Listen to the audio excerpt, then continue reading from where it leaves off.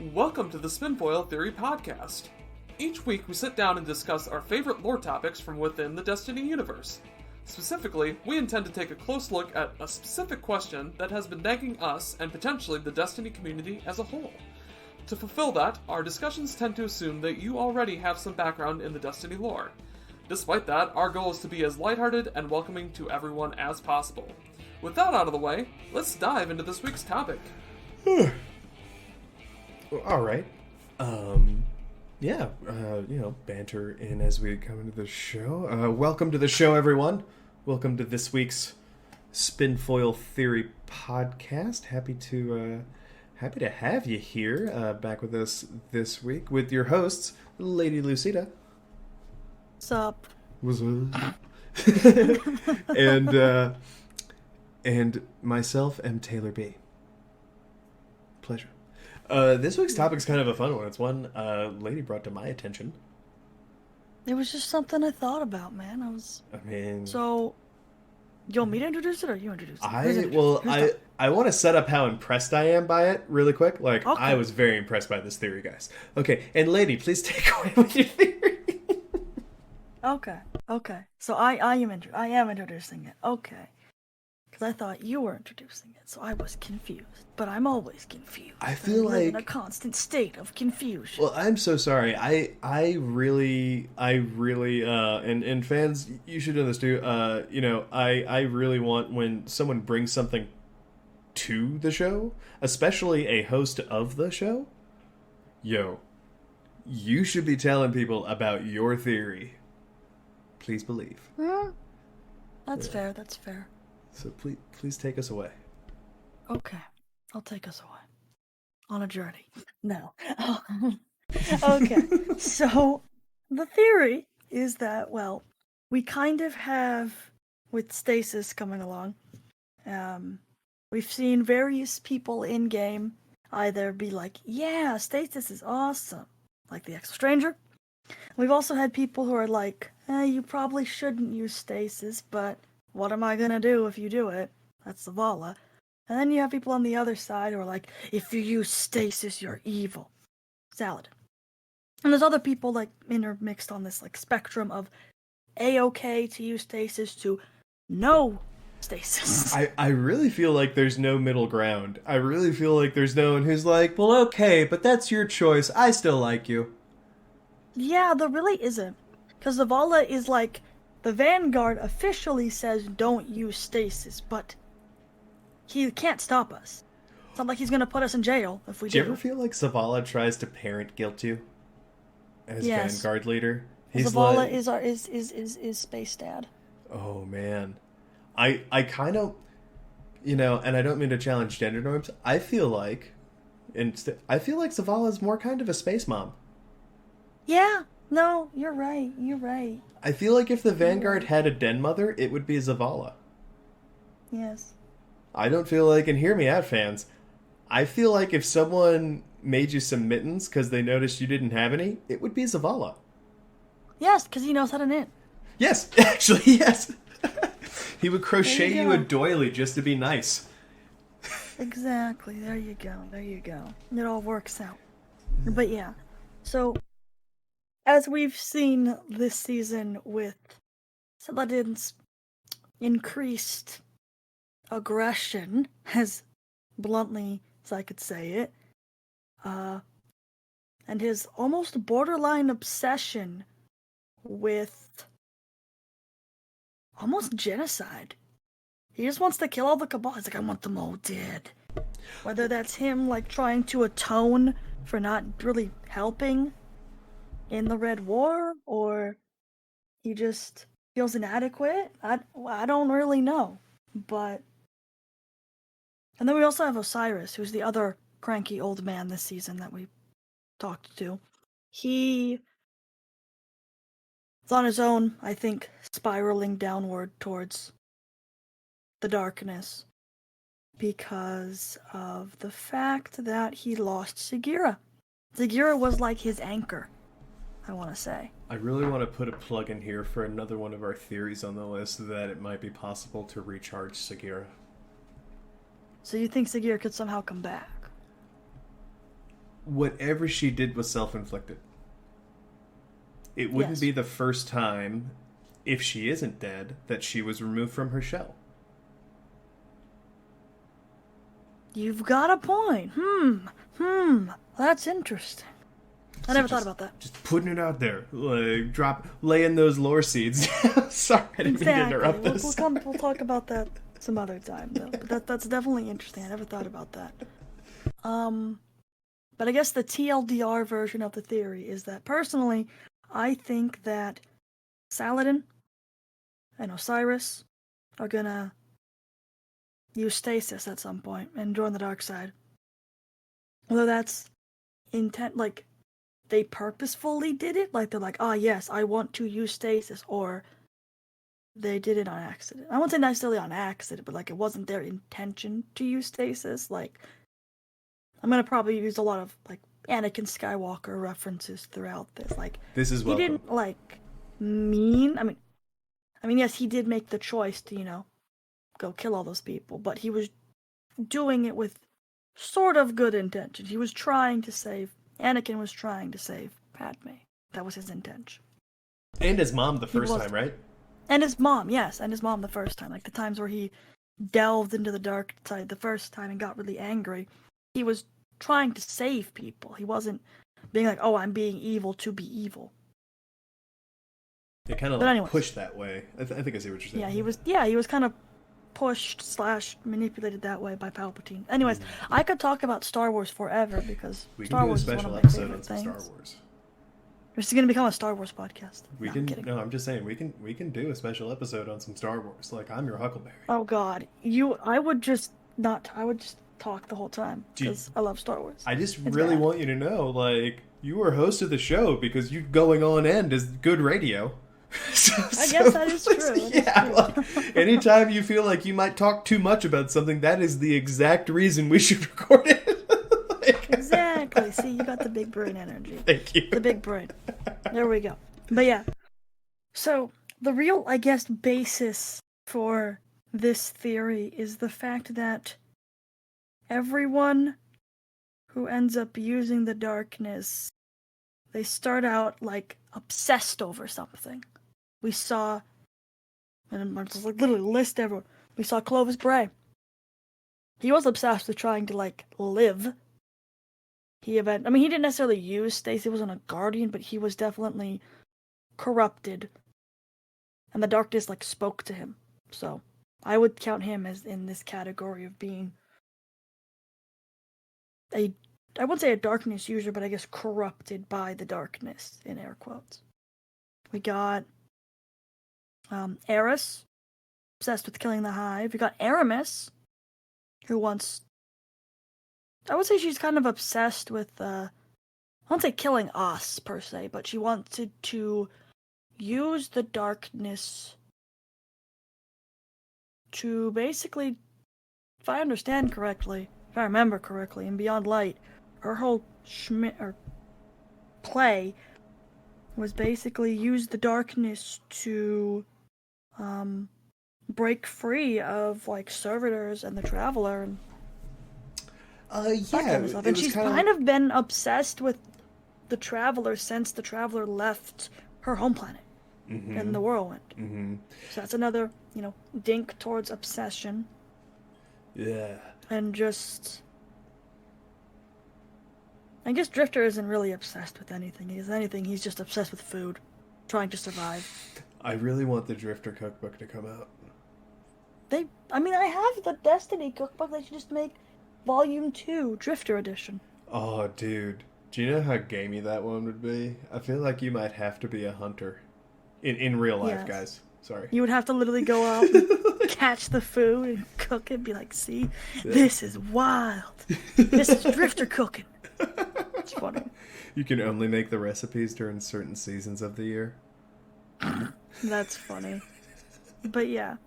And then Elsie, I guess, is just obsessed. She's been obsessed with saving her sister the whole time. Everything she's done in the loops that she's been over, she's always just been, I'm trying to save my sister. That's what she keeps telling us over and over. So she has her own sort of obsession. But now... Yeah. Good. Oh no, I was agreeing. Sorry. I was just kind of okay, I was okay. like thinking You're aloud. you're like, mm-hmm, yeah. yes. Sorry. Okay. I was thinking you should. No. It's okay. It's okay. Sorry. So, like, basically, the gist is that Osiris and Saladin both fall in that obsessed category. While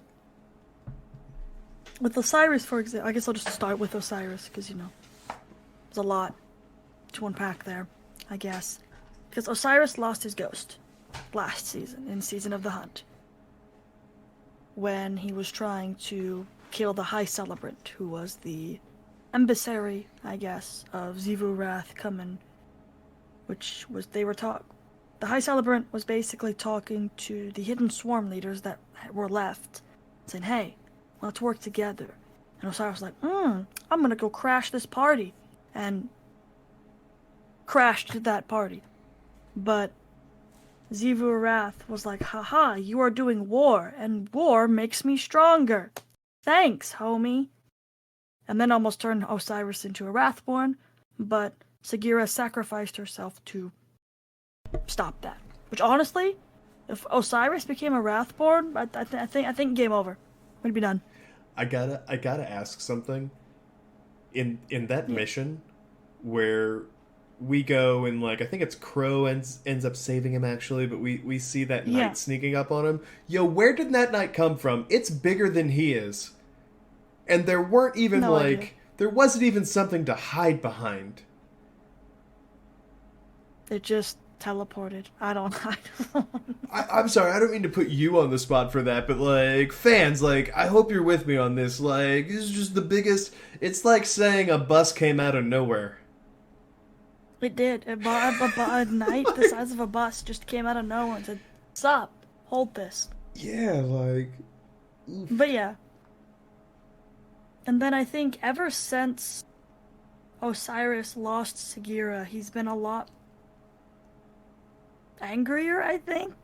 Like I said earlier, Sagira is his anchor. She was his anchor.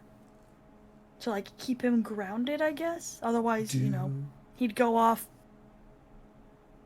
in the Infinite Forest doing who knows what. I mean, I guess you can't now because Mercury's gone. But when it was there, I feel like Crow might facilitate the sassiness in his life that he needs to not go off the deep end. Hopefully. That's my hope. But he might just keep pushing people away because in the lore for the Trials of Osiris Ghost Shell. Let me grab that. Oh, there's Star Collectives right there. I don't know what the ghost shell is called. I just know what it looks like. God damn it. Give me a second. I'm stupid. Not stupid. Season of the Chosen. Where is the ghost shell? Where is the ghost shell? I wish Ishtar sometimes would categorize stuff by hey, this is all the trials stuff. In Memoriam shell. That's what it's called. Basically, the gist of it is Saint 14 is feeling a little tense, stressed out, because there are more people in trials using stasis. And there's been incidents where people have permanently died in trials because of stasis.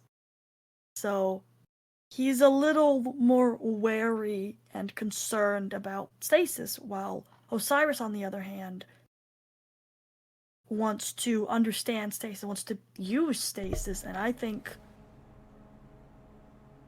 he wants to figure out how to use stasis. I think that's his whole... Because... I'm sorry. No, go ahead. I'm really sorry. I just wanted to put a pin on... I actually think I missed the story about the people in Crucible who died from stasis. And I was just asking if we could elaborate on that. But, please complete your thought. I'm so sorry. Yeah, so but, it was partly... I missed that one. No. That sounds cool. Fine. That sounds cool as F, though. I want to hear about it. Yeah, no, it's totally fine. I forgot. It's not this the new Trials armor set Mhm. shows a similar story, but it ends up everything kind of being I okay. didn't know about it. But basically, the previous, not the current Trials armor, but the previous one, if I remember correctly, yeah, it was. Basically, it was about a warlock. And she goes cray-cray. She, like, starts killing, I wouldn't say permanently killing, but I think she was about to, and Saint literally transmatted in the match and told everyone to stop. Damn. It was bad. I mean, he that's was a all really like, cool story, though. he's like, get out of Trials, get out, everyone out, now. Just like... Is that why Trials was cancelled for however long in canon? Sure. Let's yes. No, I mean, that's why Trials was cancelled for that little bit? No. Canon. For those couple weeks, because Saint 14 had to, like, deal with all this paperwork. Like, this Guardian died in Trials. He had all this mountain of paperwork to do. No. Do you think before that, do you think maybe Saint was actually teasing Shax about, like, yeah, like, nobody's ever died in Trials? Exactly. So, like, everything's great in Trials. What are you talking about? Look at my board where it's zero, where it's never happened. That's I don't even need to use the sign that says how many days since someone died in Trials. And here we are with you. Yes.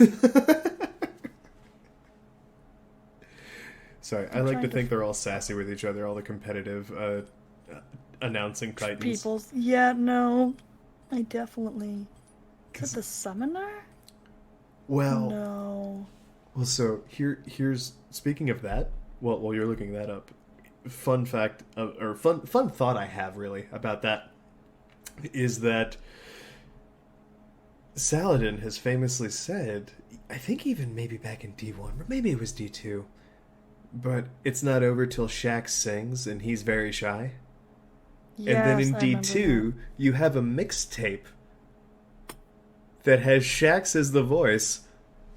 Arguably, I think it's like a spoken word over music is the fairest way to say it, but he is performing. Yes. And I just can't help but think, like, do you think he went a little out of his shell and made that mixtape for Zavala and whoever else? Because he heard about Saladin talking smack about how shy he was? Yes, he's like, you talk shit, get hit. Ooh. I feel like it's kind of like, I feel like Saladin is the proverbial, like, parent, or at least, like, older brother of the other two Vanguard Titans. Or Tower Titans. Definitely. I guess they're all in the Vanguard, though, too. Except for Shax. Yeah. Except for Shax.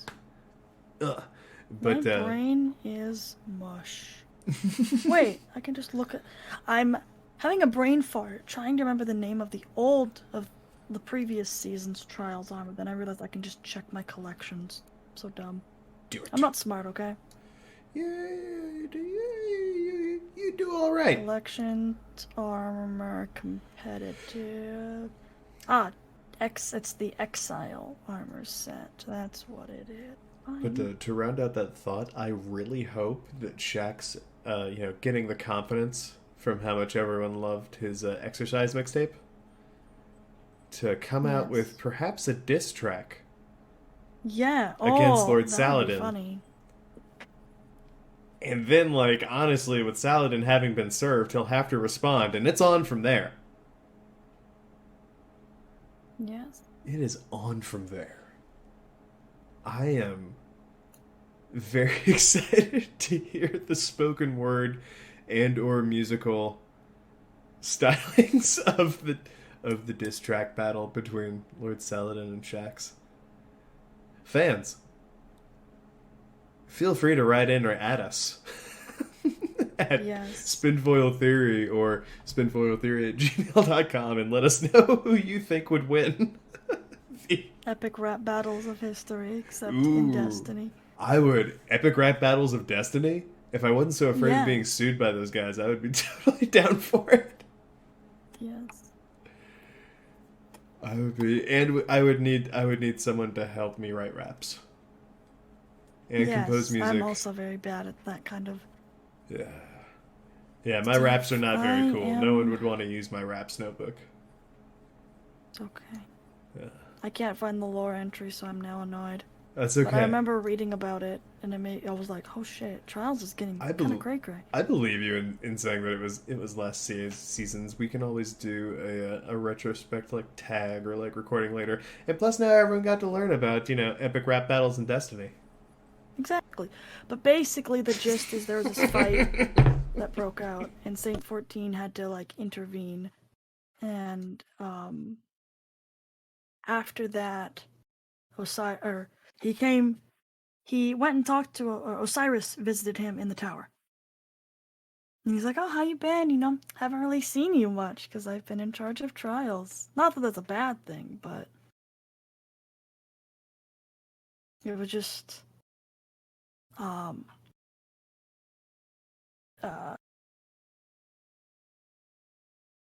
and Saint they get in kind of a fight in the middle of the hangar. And everyone's there.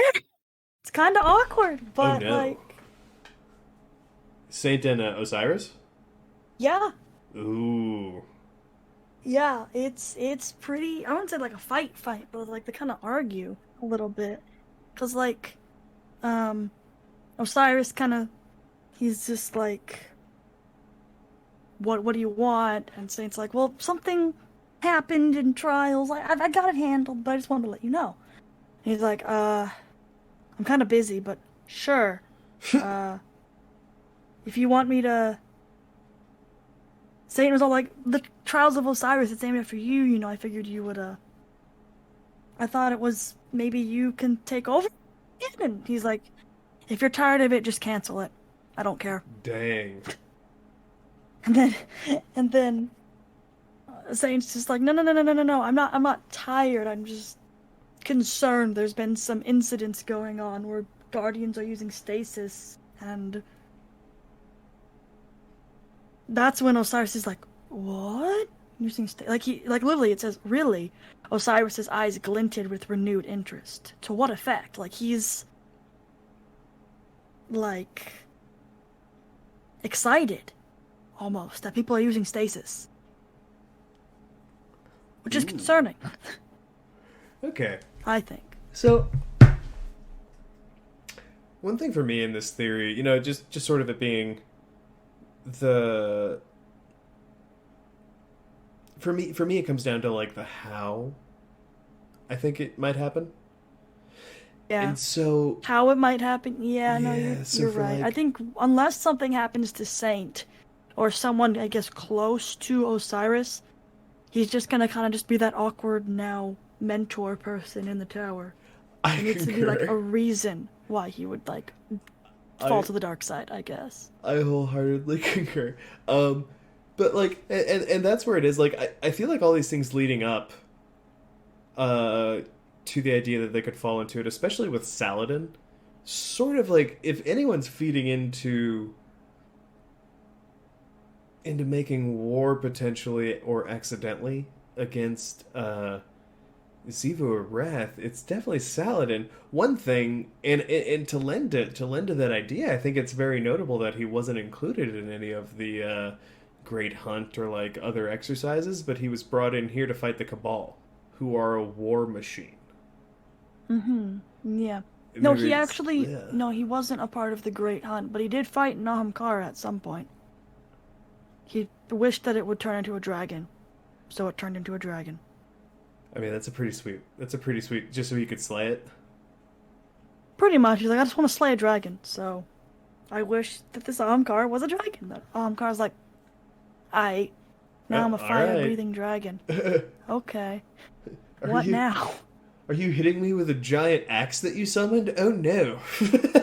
Pretty much. Yeah, it's in the Last Wish scout rifle lore. So I'm not sure if that necessarily takes place during the Great Hunt or not. I think so. So he was present, but that's the only time we ever... But...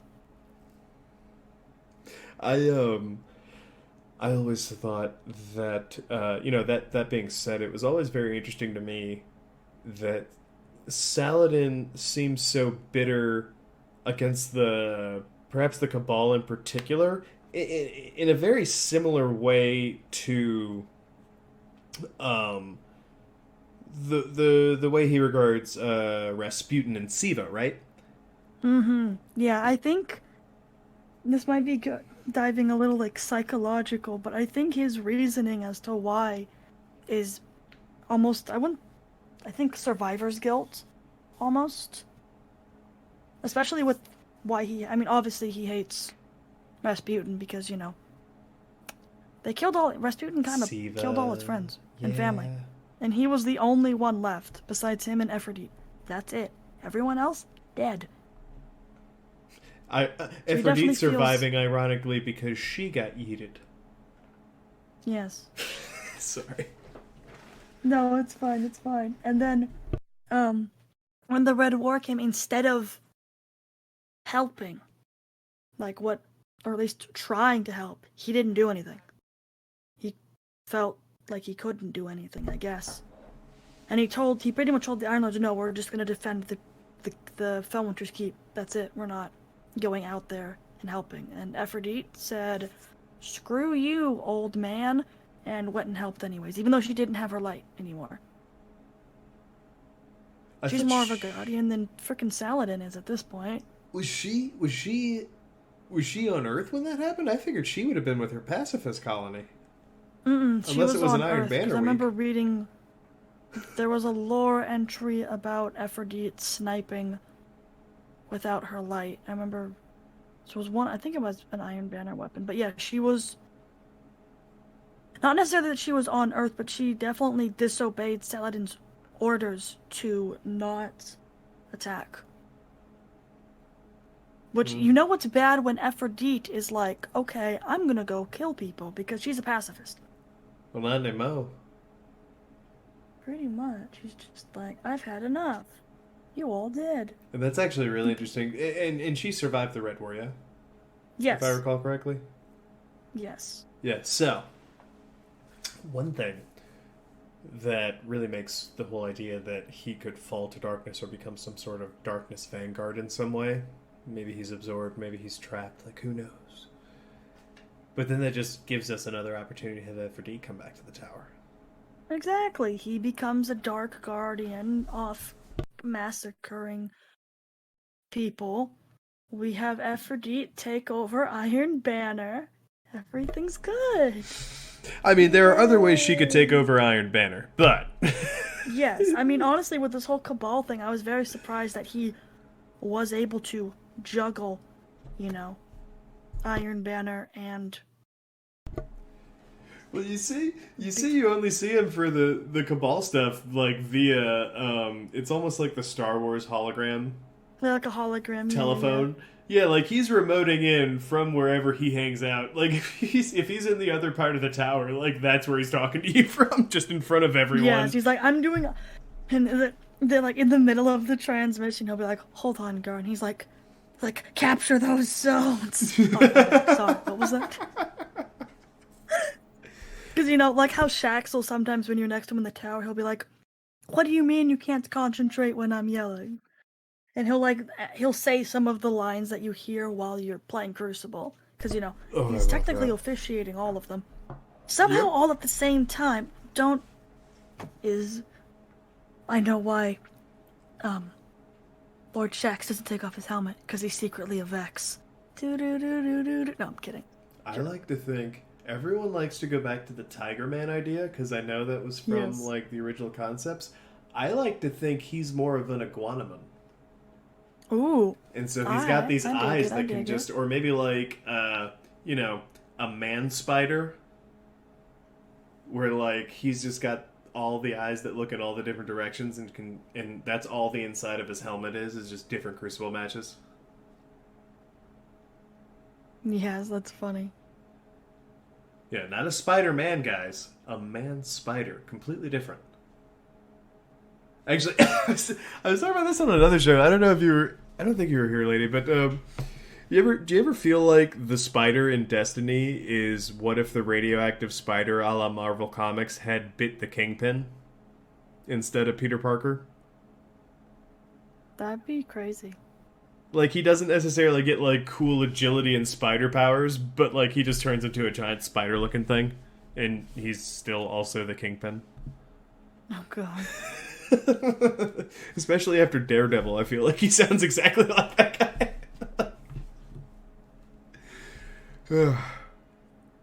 But that's just me. That's me being probably an over nerd about it. But that's all right. But yeah, It's okay. My biggest thing about, unless it was done against his will, my biggest thing about Saladin becoming a Darkness Vanguard, which against his will is totally on the table.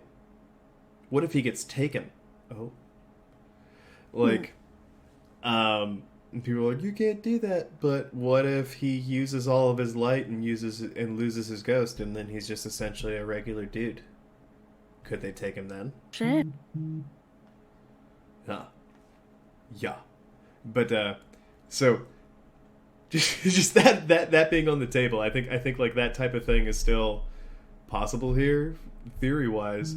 Yeah, but my biggest thing about, I feel like if it were something he had to choose and he could either choose that or death, I feel like Saladin would take himself out in some sort of like FU stubbornness move. Probably one of the most stubborn Destiny characters.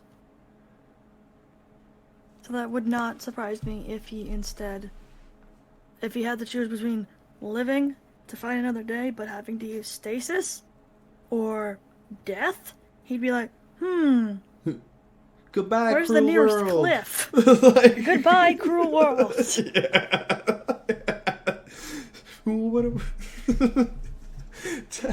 Tell Aphrodite I said hello. That's funny. Just completely emotionless. Just goodbye. Yes.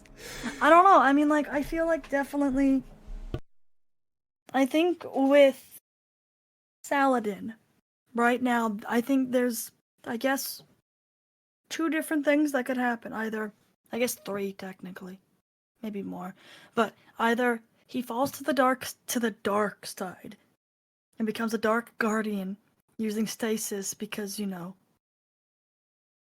means to an end, I guess. I wouldn't say means to an end, but like, he's so obsessed with the obliterating the Cabal that, like, he doesn't even trust the Vanguard anymore. He's thinking we should just, even though we're like kind of in a truce, he's like, I don't care about the truce, I want to go kill them all. Like, bro, calm down. Take a chill pill. Relax.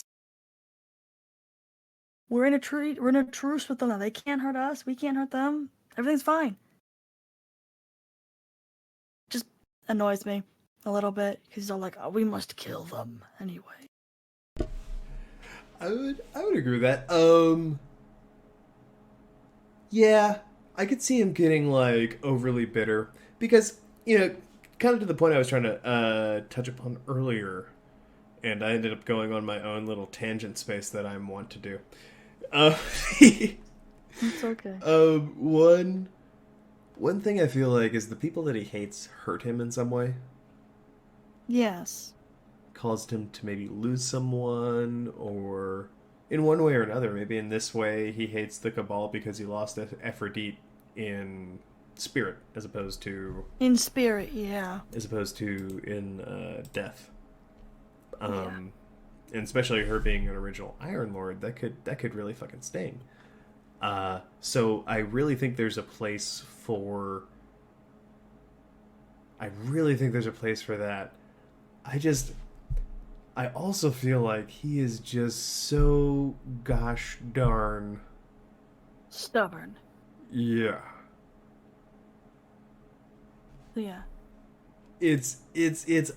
Yeah, like, his real story is he would say F you to someone he hates because they hurt him.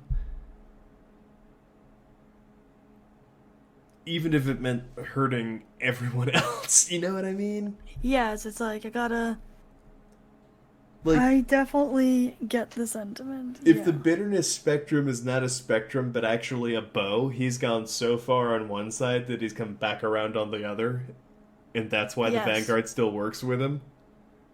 Yes, pretty much. They're just like, okay. Ugh. He's gotten so bitter that he's willing to do the right thing. Like, Yeah. taking everything from him. But that being said, I think like Osiris especially is he has a really good support system. And Well, I for think now. well, I think a big part of him also kind of promised Sagira he'd go back to the tower to be with Saint. Well, yeah, but he hasn't really... I guess he really hasn't had the time to, because now he's kind of a third Vanguard member, unofficially. Well, he still I mean, he's works been with him. unexiled from the tower, Yeah. or from the last city, so yay, I can be a normal person now. Oh boy. Yeah, and there are no more speakers. Yeah, the Yeah. whole last city's political system's really on its ear. Yeah, definitely. But, Sorry. what made me sad was the end of that lore entry there. Was, Osiris basically was just like, oh hey, if that whole stasis accident, if that happens again, write some notes down. Then Saint's just like, what the fuck? Like, this part, it just made me so sad, because, like, I'll just read it verbatim. Is that all this is to you? An experiment? Saint spat, trying and failing to keep his voice down. He couldn't contain himself any longer. He waited for days for a response, fretting over the silence, but forcing himself to give his comrade space. So what am I, then? Your assistant? Just because Sagira is gone. Enough, Osiris snarled, yanking his arm back. Never speak of her to me again. Understand? And then it continues on, but then, after Osiris storms off, Saint thinks to himself, about a conversation that Ikora and him had, where Ikora was basically saying, hey, you need to be there for Osiris right now, because he doesn't have anyone else. You know him better than anyone. And Saint basically thought to himself, Saint knew him well, but not better than Sagira. And without her around, he wasn't sure he knew Osiris at all. Like, that's painful. That hurts my heart. Yeah. I feel like it's very much a, like, this isn't you kind of a situation. Like, Osiris... And then afterwards, Saint and Ikora have another conversation where he asks her for some insight about what the heck to do.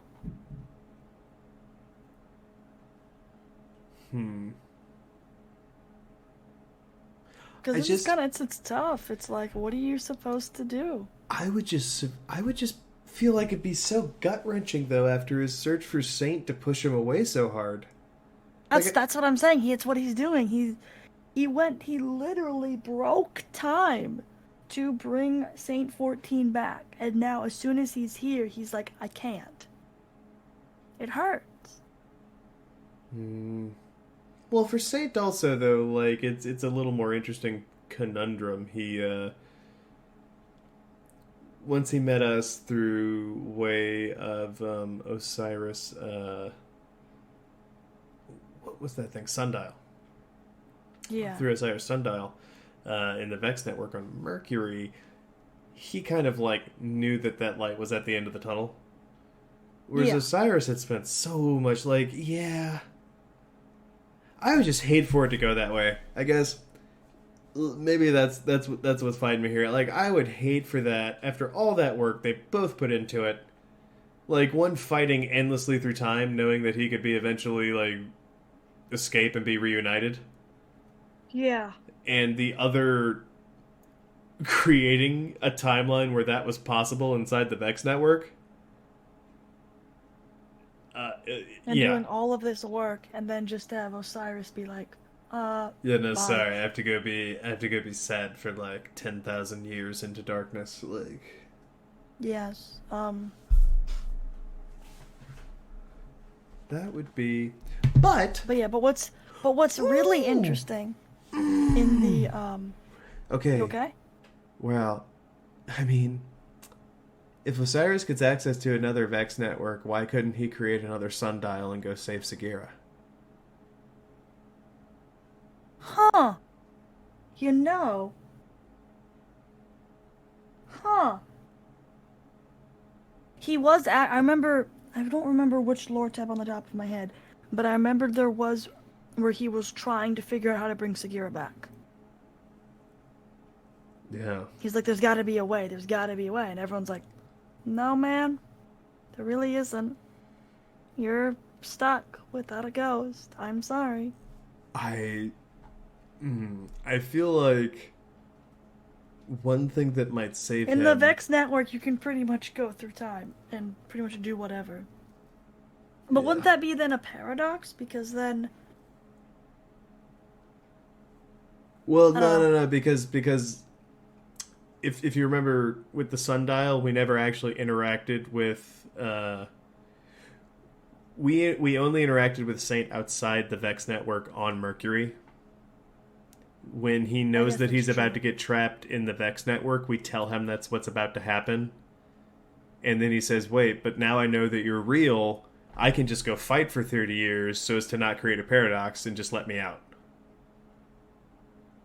Like, I'll be there, like, now that I know that you'll be there to let me out, like, I have the will to do it.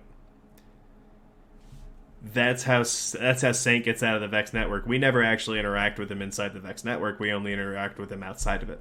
Because the first time we help him rescue... Yeah, we're helping him rescue people.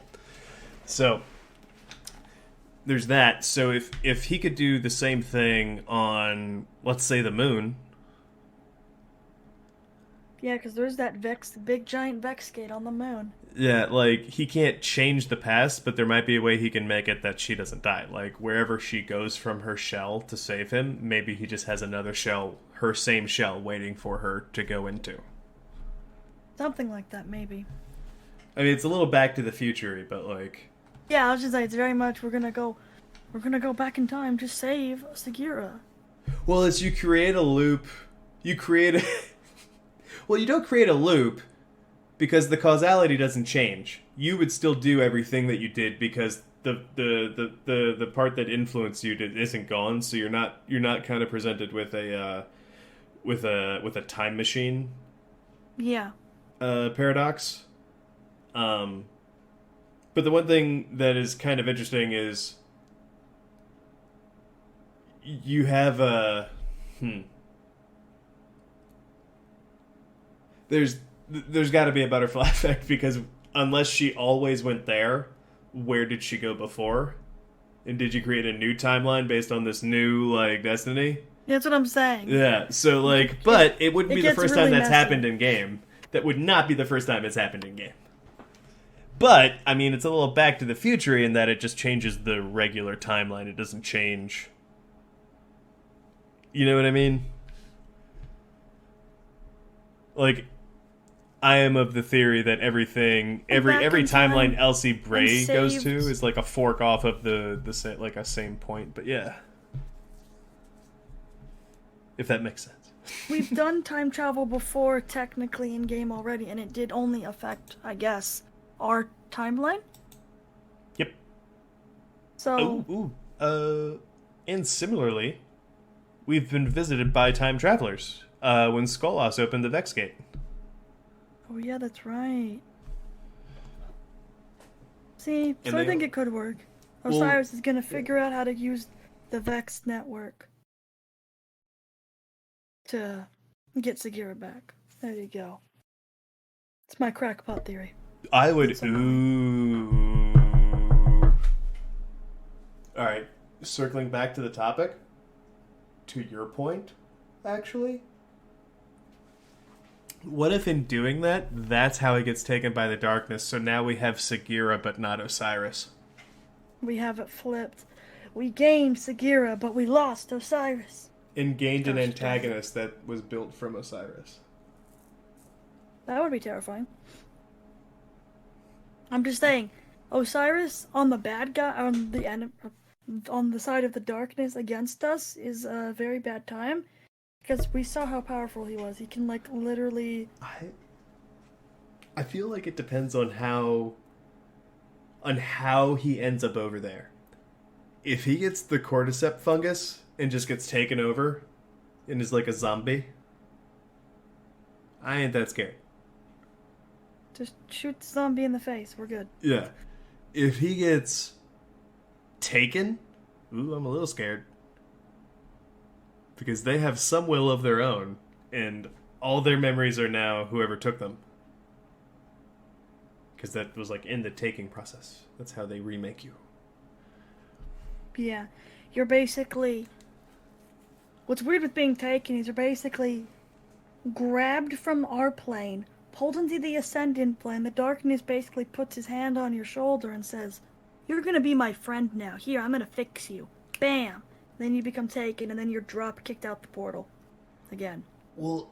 And now you're... But, like, not only that, it's really, like, all of the language back in D1 for each taken class, it's almost like a sympathetic letter to who they were before they were taken. Yeah. It sympathizes with how they were weak, how they were defeated. And it says, like... I'm going to fix that for you. Yeah. We're going to make that I always right. thought that was interesting.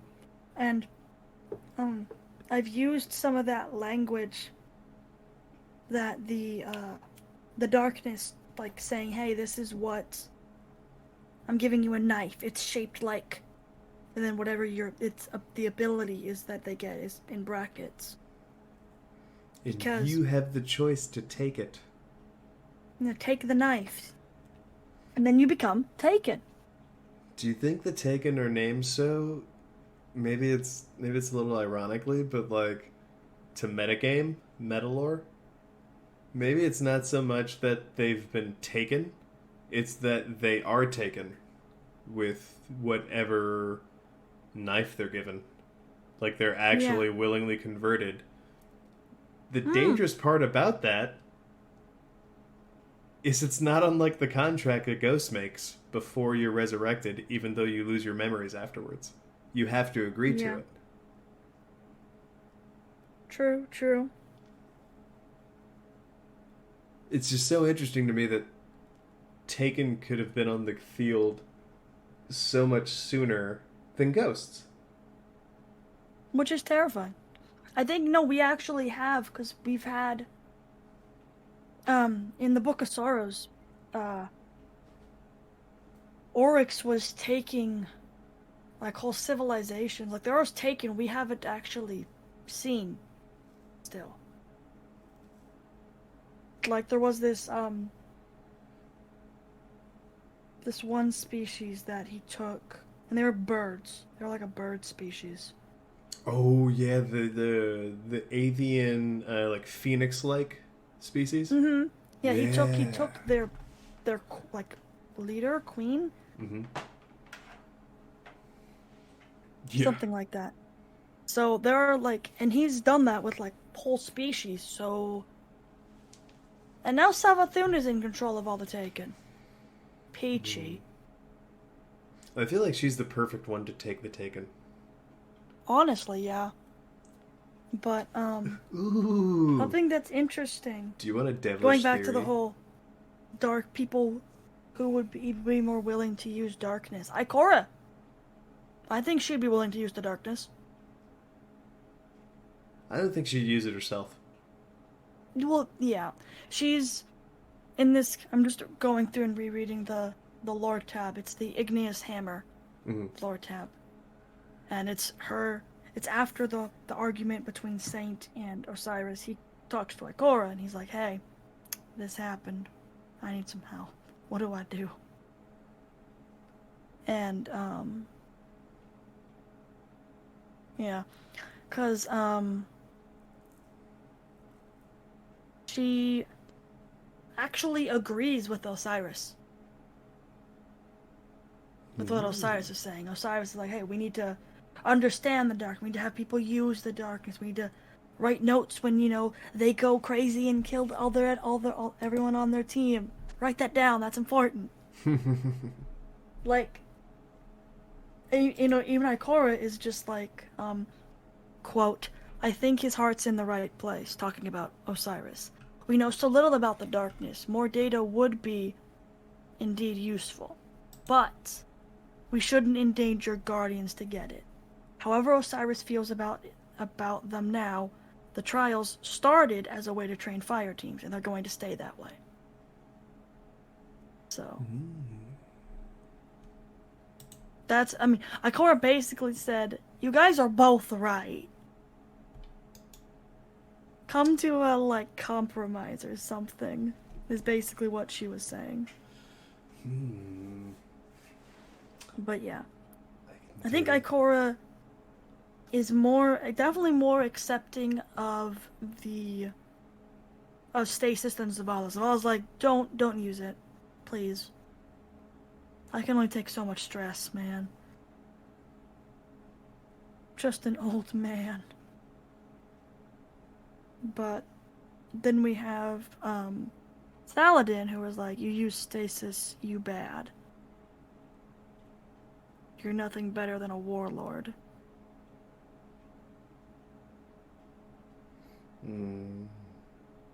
But yeah, I think you're right. There needs to be something that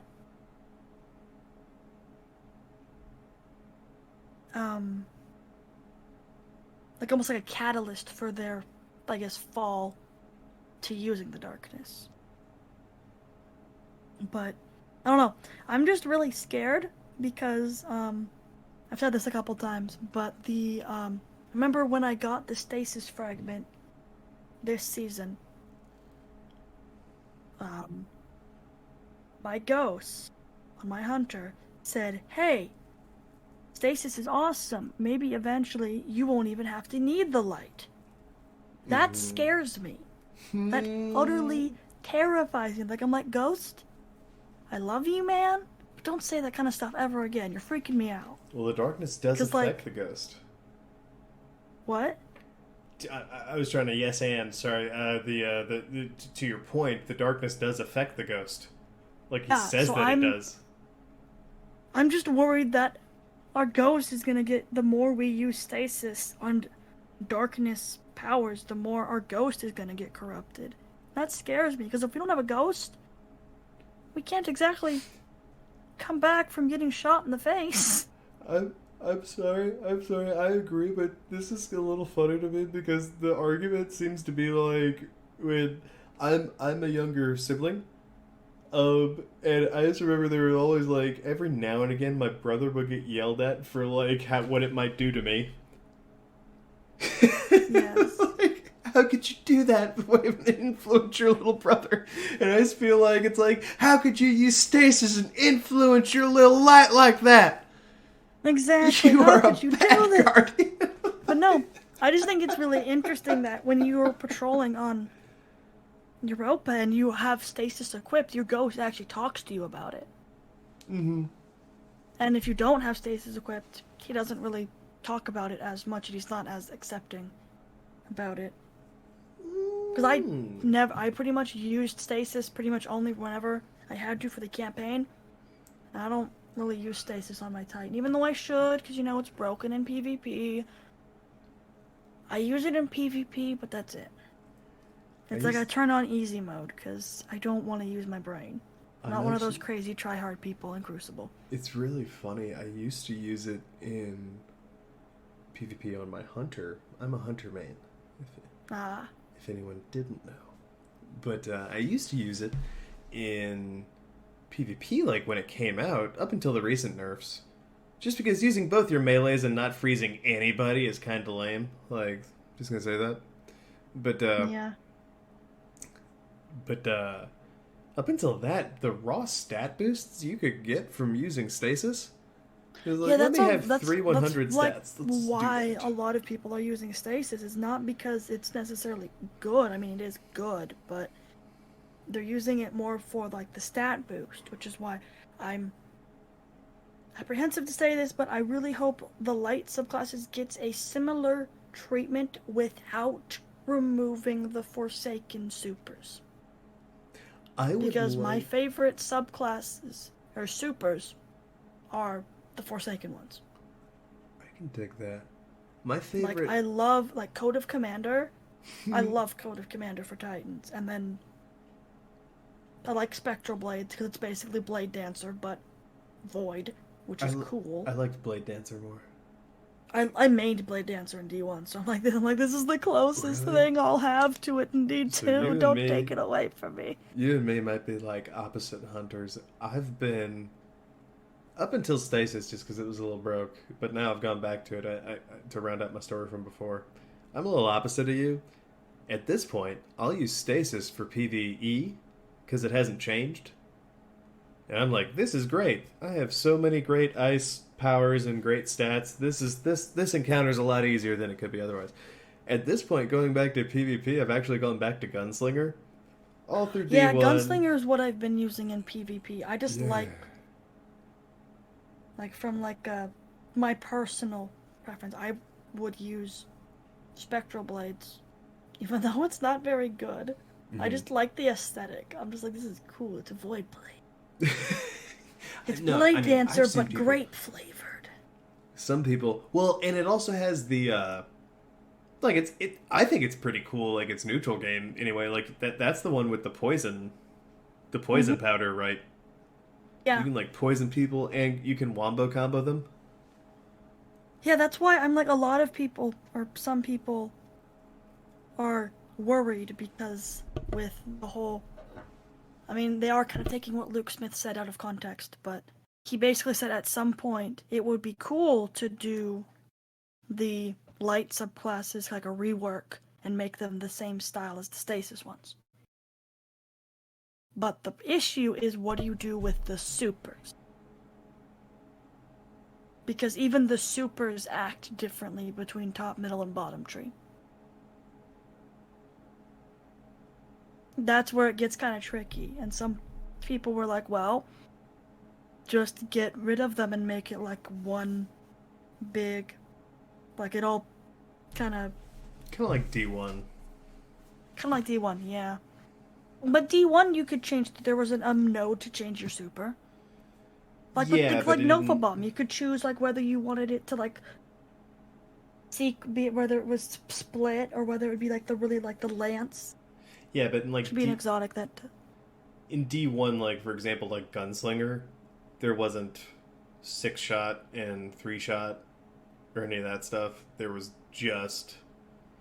only the throwing knife, and I think you could also adjust it maybe a little later to do the exploding knife. No, I think that's a D1 thing or D2 thing. But yeah, like there was. So like I'm saying it's possible to add. Yeah, no, I agree. Yeah, I'm sorry. I didn't mean to be a counterpoint. Sorry. No. I just worry because some people are like, oh, they're gonna, with them, if they tweak the light subclasses to make them like the stasis, they're gonna like remove the Forsaken ones because they don't fit as to like the class identity, and I'm just like, please no. Like I love the Forsaken supers. I mean, some people do say, oh, but they've broken the game. Yes, I'll be honest, WoW has broken the game. But with how... I mean, honestly, I've been doing Grandmasters and we haven't used WoW. Ever. We've used Chaos Reach, Ursa's with Middle Tree Titan. That's the thing. If they get rid of the Forsaken supers, a good chunk of exotics are just not going to work anymore. Like, it seems like that's too much effort to delete Forsaken supers. Like, that just doesn't make sense at all. and it makes me mad. Sorry to go on that little tangent. No, that is literally you did the. Never apologize for tangents on the show. Like, I'm sorry. You're so fine. Oh man, I really like it. For me, it's always going to come back to these little things I think might send them the other way. Because let's look at who we already have as the air quotes Dark Vanguard. Yeah? We have Drifty Pants. We have Drifter. Yep. We have Elsie Bray. Yep. And we have, oh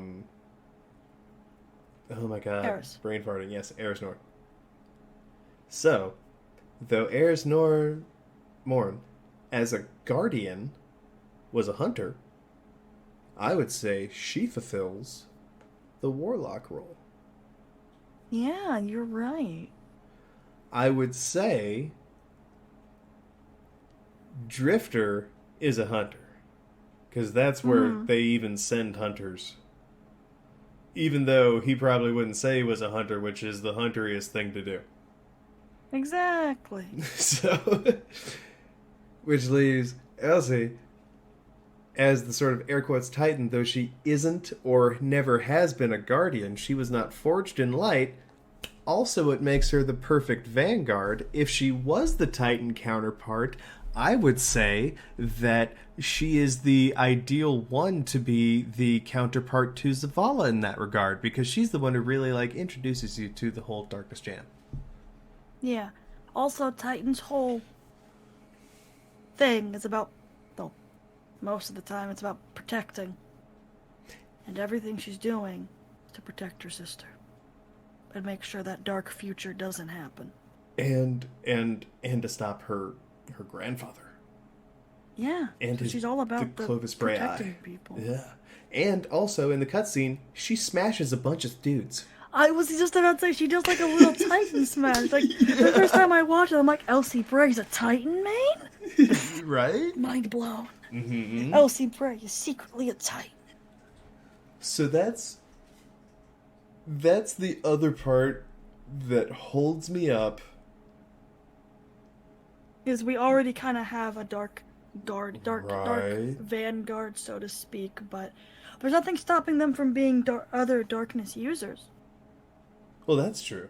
I agree with that. Like the Vanguard isn't just Ikora and Zavala, and well, was Cade, but like we have Crow is technically now an agent of the Vanguard. We have Cheryl 4, a Vanguard scout. We have Osiris is now sort of a Vanguard person. I wouldn't say assist. He's not an assistant, but he's more of a mentor role, I guess. I guess assistant is the right word, but doesn't have the right weight to it, I guess. Stidgy. Yeah. So just like the Vanguard isn't necessarily just composed of the Hunter, Warlock, and Titan people, leaders. You could say the same thing about these, I guess, Dark Guardians. That's what I'm saying, I guess. I can dig that. You dig it? You dig it? I'm glad you dig it. I do dig it. I do. Yeah, I am. I can accept that. I can accept that, and I really agree with it. The idea that the Vanguard is limited to the Vanguard mentors really does throw it out the window. I guess what draws my mind to that is I feel like in most theories that you hear about this, it kind of lends itself to that. Like, three mirrors. Look at this. The Darkness Vanguard. But yeah, I would say, I don't know about you, I'm ready to move into scoring. Ooh. Unless there are some other avenues twists, turns, and lessons learned I haven't learned yet that you're ready to and also And also this fact. Yeah, I'm down. I'm down to score it, I guess. You sure? Am I going first? Well, it could be whoever wants to go first. Sorry. I'm so sorry. No, it's okay. Okay, I'll go first. I guess I'm gonna score it,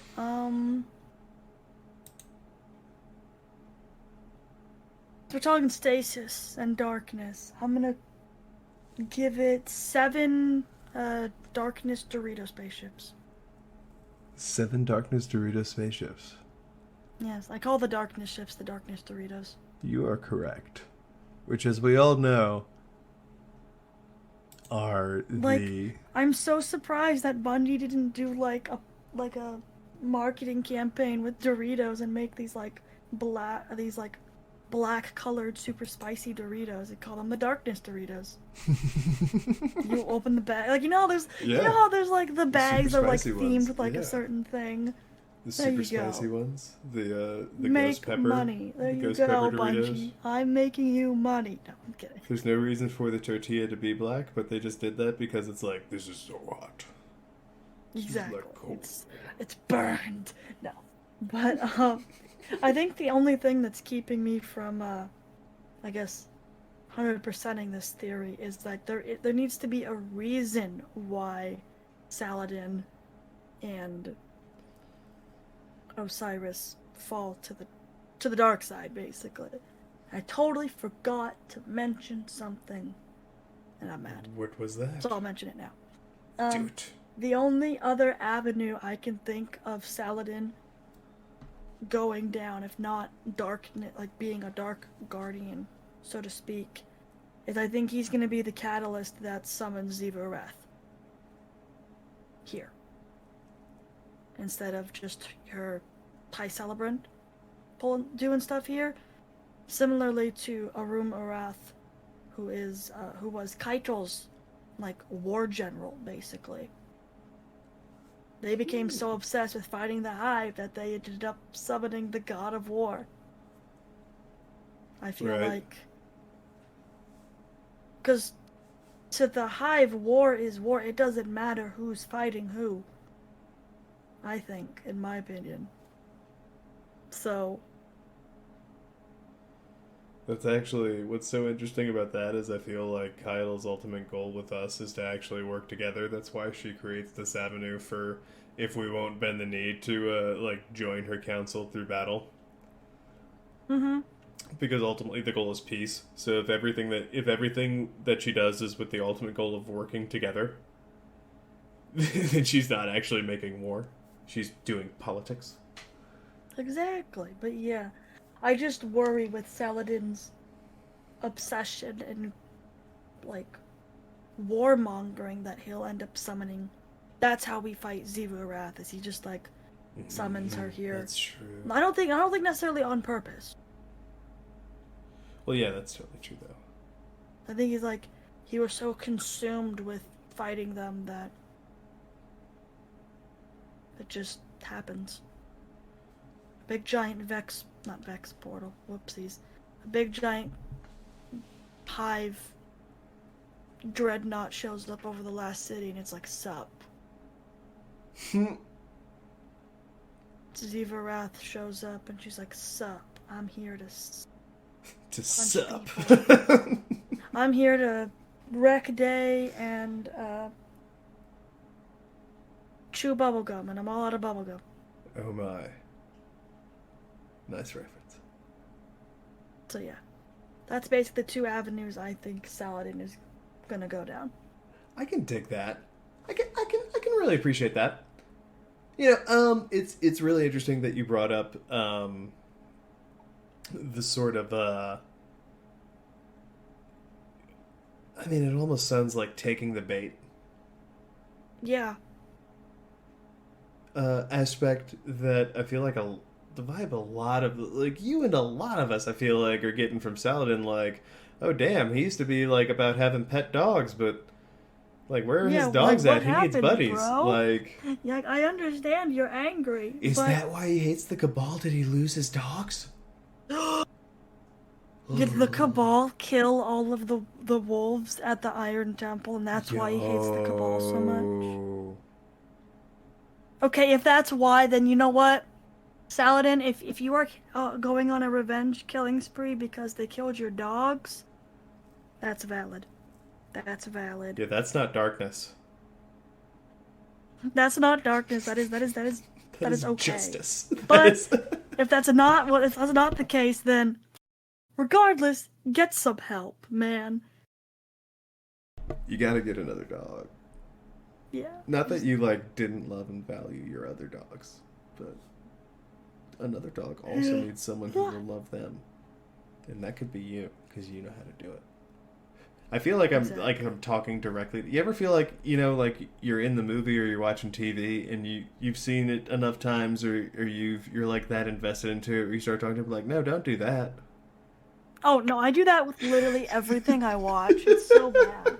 Like, I'll be watching something and then a character will do something stupid, and I'll be like, why did you do that? No, they're bad. Don't talk to the bad guy.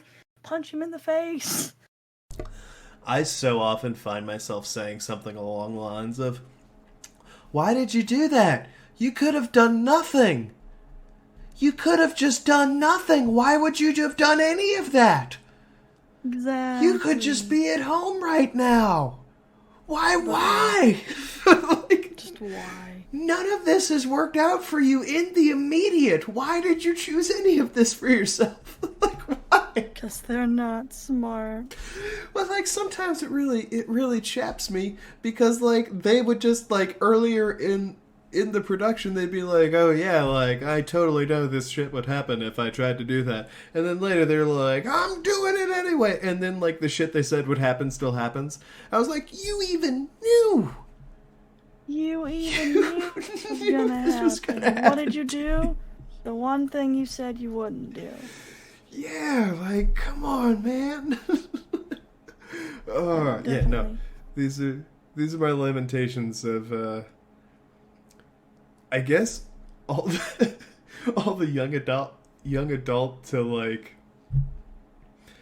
I'm gonna say action dramas I've seen over the years. Yeah, pretty much. They're just they're very dramatic.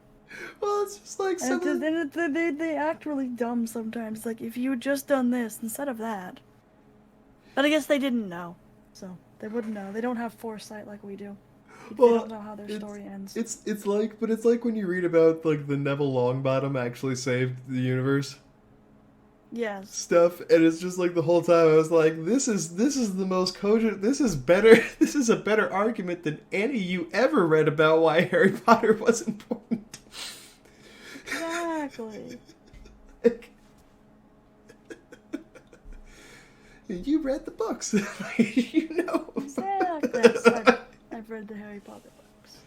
Oh, no. I'm sorry. Proverbial, the person making their argument. It's not yes. It's Sorry, not the books that contradict what you're saying. Yes. Yes. Okay. Oh, no, I've listened to a number of them on audio. I'm pretty dyslexic, so reading, especially big thick boys like that one. Not that they're not super thick boys. I take that back. I think they're printed in large print. Now that I think about it, but it's something that can be very intimidating and daunting when if I'm trying to read one of those plaques at an art exhibit. It can feel like I'm standing there way too long. Everyone else around you wants to leave. But that being said, don't cry for me, Argentina. I've listened to a few on book, and I've watched all of the films. And so I felt like I understood enough to get why that was so hilarious. Even if I didn't get all of the book references the person made. But that is one of my favorite, this is the real hero. It's like what resulted in Cobra Kai on Netflix, the How I Met Your Mother argument about how Johnny was the real Karate Kid and Danny LaRusso was the asshole. There's that way too much TV references. Sorry, I'm dumb. No worries. I'm an uncultured swine. You are That's not. hard. You are not. One of my charms is that I, one way or another, watched an inordinate amount of television growing up, and so now I can just make a lot of pop culture references that seem to make people Lots happy. of random references that other people are like, what the hell are you saying, man? Yeah, it's like a scatterplot of jokes that weren't really mine, but I've brought them here in a new context. So it's like a new way of funny. That's horseshit. No one take me seriously on that. Please. Please. But yeah. I have to go back to my don't worry about not getting my obscure shit, please. Please, you and the listeners, like, it's not your job. If I'm making anyone laugh or just laughing at me when I'm not picked up on, I'm here for it. So anyhow, if I go back to my score of the theory, Yes, right. Go back to to round it back, get back to the show that we're on. Yes, we are actually recording an episode, Taylor. Ah, Yes. we're professionals, I swear. Yes. Not in this, but we are. No. We bring a lot to the table. Let's not sell ourselves short. Yeah, the But- table. Mm-hmm. It's a proverbial table, but it's there. It's an invisible magical table. I mean, that sounds pretty sweet, too. I'm like, if you put something on the table, is it also invisible, or like, does it float there? Just floats there. That's how you have to like put stuff on the edge of the table so you remember where the table is. Otherwise, you just keep bumping into it, and then you cry. Or you could put like a carpet under it, and then you would just know that Oh, like yeah, the I guess that's invisible true, parts of the carpet. carpet. Or you could put Invisible parts of the tablecloth. carpet. I couldn't think of the word. I'm an Tablecloth. idiot. I was I'm like, an the idiot. You would just see the tablecloth. carpet because it's invisible. Yes. But then you would at least know the outline of the carpet is there. Yes. Exactly. Yes. If you would also like to let me know how I'm an idiot, please write it to Spinfoil Theory. Oh my god. In other ways that why I wouldn't be able to identify where an invisible thing was. Oh, maybe I could see where it pressed into the carpet, though. Why are we talking about an invisible table? What's your score on the theory? Circle back. Circle back. Sorry. How is this relevant? Sorry, thank you for reining me in. It's okay. It's okay. I went a little off the deep end there, everyone. Thank you, Lucy. It's okay. It's my job to keep people. Okay, so my score. I'm gonna give it... I'm gonna give it 64 Fantastic Fours. 64 Fantastic Fours. That's a mouthful. Mm-hmm. Why 64? Because it's divisible by 4. Oh, okay. That's fair. That's fair. But, so you have that many pairs of 4s. But I really think that going into why I made a math joke as my score is because I think there are a lot of possibilities for this in how things could potentially play no, out. I agree. I think there are a lot of the ways you could roll the dice that land on some possibility of one or both of these people, especially Saladin. I think Osiris. I think Osiris has the craftiness, the defiance, and the support structure, even if it's not the exact same. To all of your points still being valid. I mean to say, to where I think he has a lot. He has a lower chance, not no chance, but a lot lower chance than Saladin, who's kind of like, especially if they killed his dogs. Yeah, if the Red Legion had killed his dogs, I mean, I totally get. Can I go into the darkness with him if they killed his dogs? I mean, yeah, I would too. I'd be like, they killed your dog. Yeah, All right, no. that's fair. You can. Yeah, no. I John will help Wick. you murder the cabal. John Wick did all that because of one exactly, dog. that's what I'm saying. I'm like, he's basically. He like a had John multiple Wick dogs. 2 of them come with if you get the little figure of him. I don't have that one, but that one's pretty sweet. Nice. See the pictures of it? Those little vinyl ones with like the kind of like big cartoon heads. Like the Yeah. the Cade one they gave away. Yes. But yeah. So, actually, so meta question. Speaking of those figures, if I had one that when I bought it was Aldrin, but when Crow came back, he was wearing the same outfit, does that make it now the Crow, those figures? Or do I need to, like, paint a little spider thing on it just to make it official? I don't know. If you would like to at me and let me know what I have to do to make it official.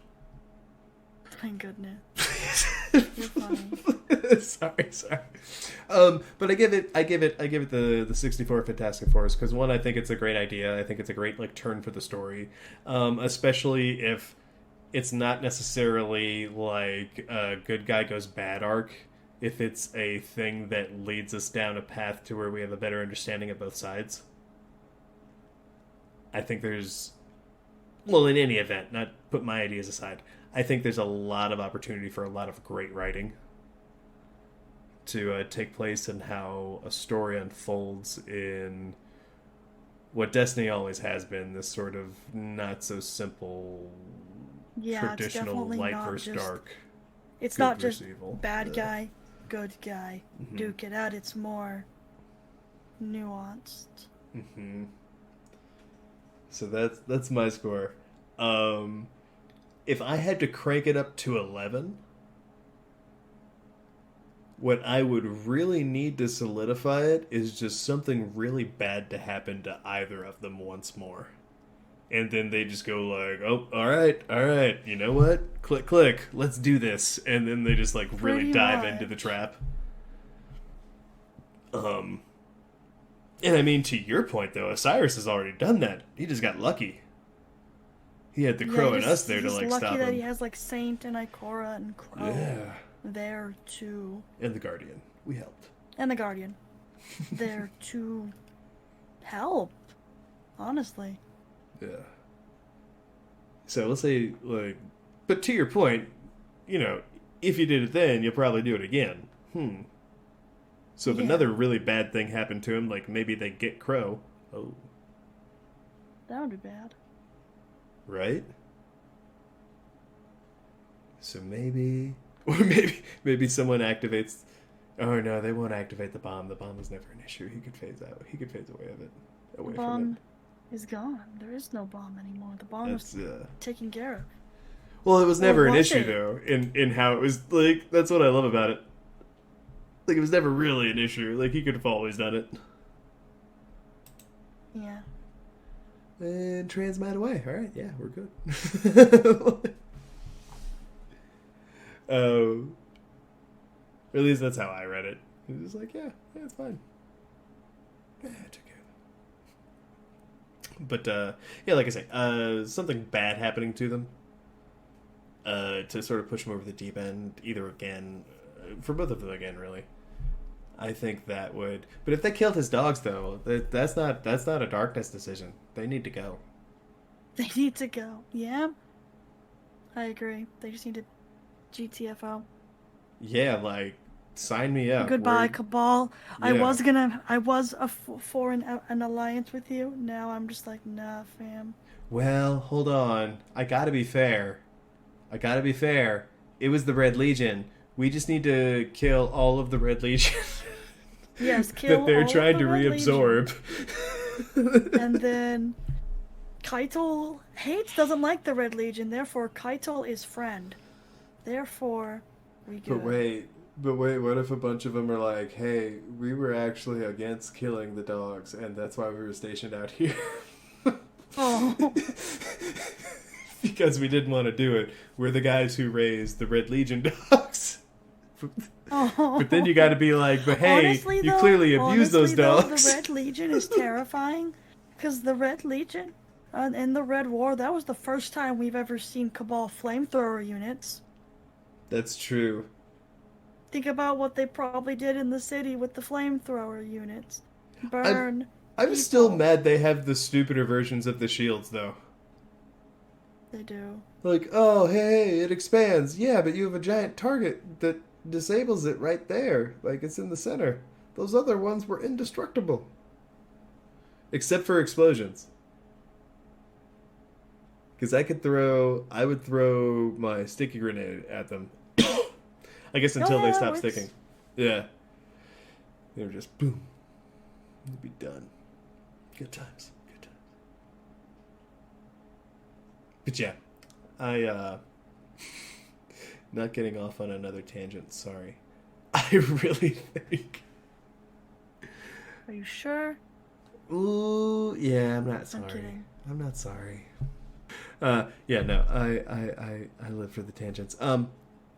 But yeah, to round out a cogent thought, for me to crank it up to 11, that's what I would need. I would need something bad to happen, and them to go. There needs to be like, I guess, like a cat, like I said before, kind of like a catalyst that makes them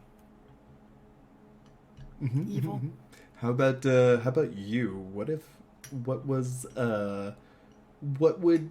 would be what you need? I know it's your theory, but what would you need to really like kick it into high gear and be like, yeah, this is what's happening now? I kind of agree. There needs to be some sort of... They can't just go dark without a reason. I think there needs to be like an actual, like, okay, they're using stasis because of, a reason. They can't just... I mean, I guess they could just use it for no reason, but that's kind of bad story writing, in my opinion. I can dig it. I would agree with that. I feel like... Yeah, I feel like that's the really like missing ingredient. It's a pretty solid. It's a pretty solid theory. Kudos to Udos. Yeah. Lady, do you have any shout-outs that you would like to give? Shout-outs? Yeah. Oh, man. I guess, shout-out to my boss for being super cool. Because, I kind of worked... over the weekend instead of... I mean, like, my boss didn't say, oh, you're working over the weekend. He was all like, hey, he expected me to, like, work on that, like, over the course of the week, but I said, nah, I'm gonna just do this in 2 days. So I did it over the weekend. And then I told my boss, and he's like, okay, you need to take a break. Take Thursday and Friday off. You deserve it. You need to take care of yourself. So, shout out to my boss for being cool and forcing me to take a break from video game, or not from video, from work, so I can There we go. What about you? What's your...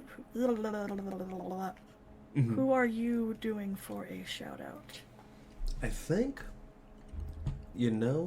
I want to say there's just a lot going on right now, and I usually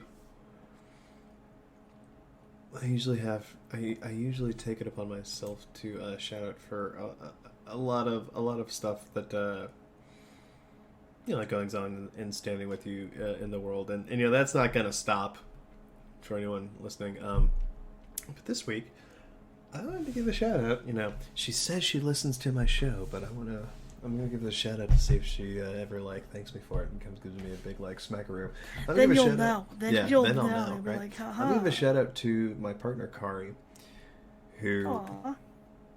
No, just in sort of talking with her today and over the last years that we've been together. It's and in how things are changing at work for me now.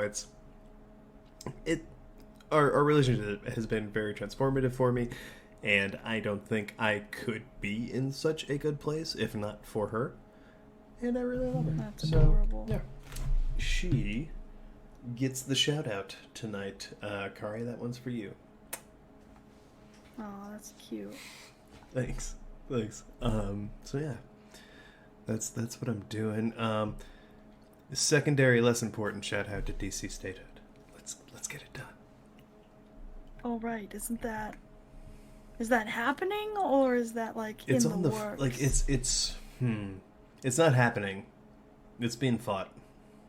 It's being thought through. They're thinking through. They're like, okay. Well, they're debating over it right now. This. Yeah, and they're saying it's a power. People, those who are against it, without making a political statement, are saying it's a power grab. But I would say that, having over 700,000 citizens who don't have full representation is also a power grab, but that's just me. Heck yeah. That's just me. So, bigger than some say. Well, than one state. But that's neither here nor there for these shoutouts. It's still about Kari. She's my shoutout. Yeah. So, with that, everyone, lady, this was a lot of fun tonight. Heck yeah, I had fun. Thank you for bringing the theory to our attention. And everyone out there, please stay safe. Please get vaccinated. Oh yeah, I'm getting my vaccination tomorrow. Ooh yeah, I'm jealous. So I got my first one last week. So I'll get my second one, I guess, 2 weeks from now, or what is it? Yeah, I'm getting my first one this week, and then my second one later. So, yeah. Have you been reacting well, or if I can ask? Well, no, I haven't gotten my first shot yet. Oh, you're getting your first one tomorrow. Okay. I generally have a reaction to, like, not all vaccines, but, like, flu vaccines, for example. I generally get, like, and for everyone, I'm not, like, saying causation, correlation. I'm just saying, like, traditionally I react to where, like, I get a little sick for a couple days. It's not the flu. Yeah, no, it's a lot of people have been getting kind of a little sick. But it's not the flu. For what it's worth, just to round out my statement, I don't think what I get is the flu from the vaccine. I think the vaccine still protects me from getting the flu. I'm just saying I traditionally like react a little strongly. You're basically, depending on which version you get, basically what the vaccine does is it gives your white blood cells basically the code for whatever the sickness is. So then your white blood cells will be like, oh, okay, if I ever see this, it's a bad guy. It's not supposed to be here. It's an enemy, and this is how we beat it. Not an enemy, though. That's basically what the vaccine is. The vaccine is basically a cheat code for your body to fight the vaccine, or not the vaccine, whatever the vaccine is for. Yeah. So. In a very, very dumbed down sense, is basically what it is. Yeah. So, when I got my first one, I got the Pfizer. Ah, you're getting Pfizer. I'm getting Moderna. Yeah. So I got the first shot last Thursday. And, for someone who typically reacts to, like, certain vaccines, it wasn't that bad, really. Like, I got a little nausea and, like, lost a muffin that I had for breakfast, but then I, like, napped for a couple hours and I was fine. That night, it felt like someone had, like, punched me in the arm. Like, I don't know if anyone else is a little brother or, like, a little sibling. It felt like someone, like, just like when an older brother just, like, knuckle punches you right. I have a little brother, so I'm like, okay, it'll just feel like he punched me in the arm. Okay. Tuesday. Okay, I had I'm the younger brother to an older brother, so I was usually one getting the arm punches. No, my little brother likes to punch me in the arm, and I'm like, bro. That's not cool. Even though I'm the older one, he likes to think he's the older one, even because he's taller than me. It's annoying. I'm like, told him for years, literally, that height means nothing. But he's like, I'm taller that means I'm in charge. And I'm like, are you sure about that? Let him know. Let him know. Show up in the jiu-jitsu gi one day and just be like, all right, man. All right, I'm here to punch you in the face. I'll show you who's boss. Well, me. Maybe a karate gi for punches, but yes. Dig it. I really dig that. But yeah, it reminded me of like that for